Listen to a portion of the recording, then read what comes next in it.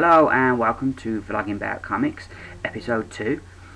Today I'm going to just share with you some of my opinions on the news that's been happening in comic book world this weekend, as it's been quite a packed week with some good news, big news coming out.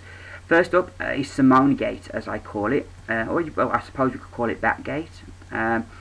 Gail Simone is no longer going to be the writer on Batgirl. This story came out on Sunday. Gail Simone came out and confirmed the story via her Twitter, saying that she had been alerted by email from her editor that she would no longer be the writer of Batgirl and her run was to finish at issue 16. I was gutted. Batgirl was never a character that I was ever interested in before. I knew of her. I remember her being in a TV series, and I can remember her being in one of the films, but it was never a character that I really, that took any interest in. Then I can remember really hearing some reviews of some of the new 52 books, and they were talking about Batgirl and talking about how she could walk again now, and how she was having to get over like this whole, that she freezes because she's still in a bit of shock from being shot, and she's still got to come over this psychological stuff. And I liked the sound of that, and so I started picking it up, and the book has continually got better as it's gone on. Some of the stories in the beginning, you were like, well, what's the point? These seem to be over a bit quick, but you kind of see the point of it as the stories went on, and knew more stuff, and it kept building and building, and Gail Simone did a great job with the character. She was a very unique hero, I felt, who could kick somebody's ass but equally show great compassion as well.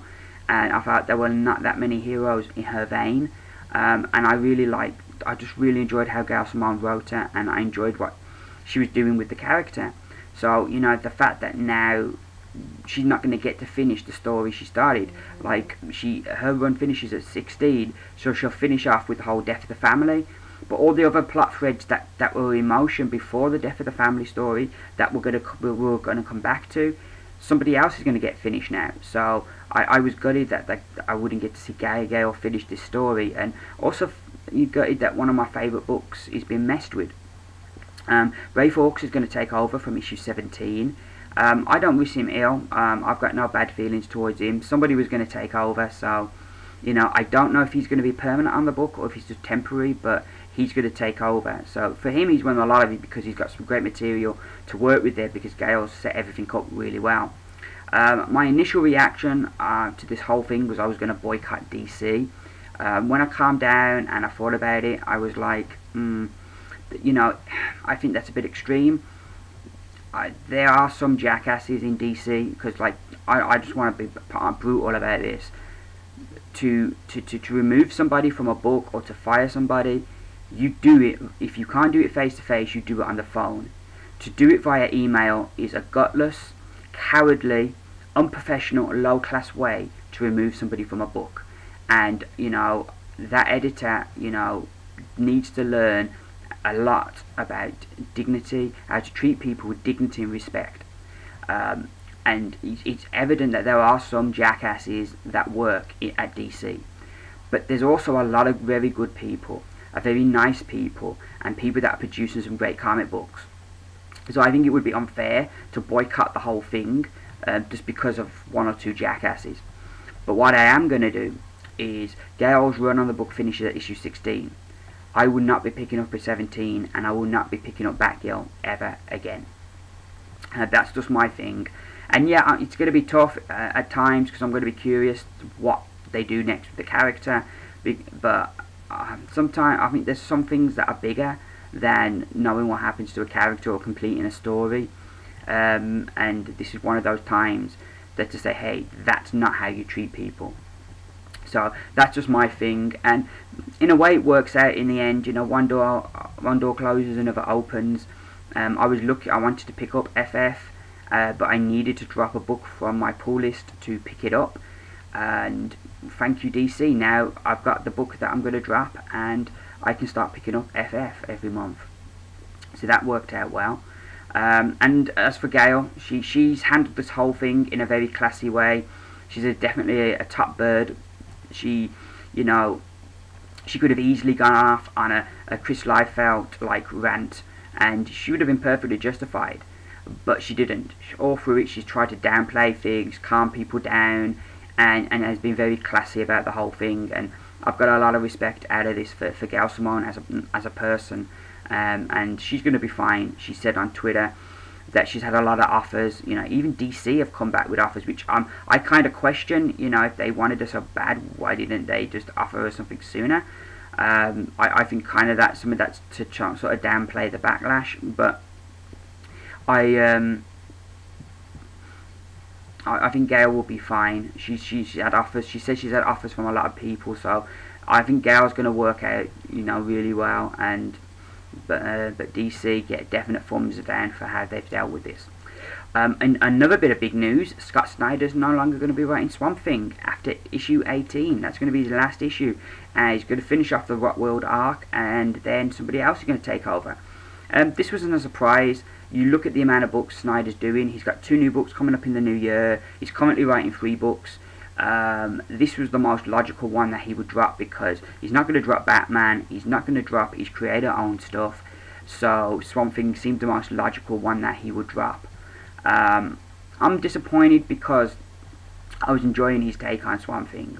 But it's perfectly understandable, and like he said, you know, I could have done this, you know, less than 100%, but the book deserves to be given 100%, which, you know, fair dues to him. He could have just collected the paycheck, but he didn't. So for credit to Snyder there. It's going to be interesting where they go next. It was until I was thinking about this that I realised that, like, pretty much his whole run on Swamp Thing has been dealing with the Rot. So it'll be interesting, whoever takes over, whether they put Swamp Thing against somebody else, or do some different kind of stories with him. So that's going to be interesting. It'll also be interesting to see how many people drop the book, you know, because Snyder's no longer on it. Some people might say, oh God, I'm not buying this book no more if Snyder's not on it. But I'm going to stick with it, and if the story stays good, I'll stick with it. If the story gets weaker, I'll drop it.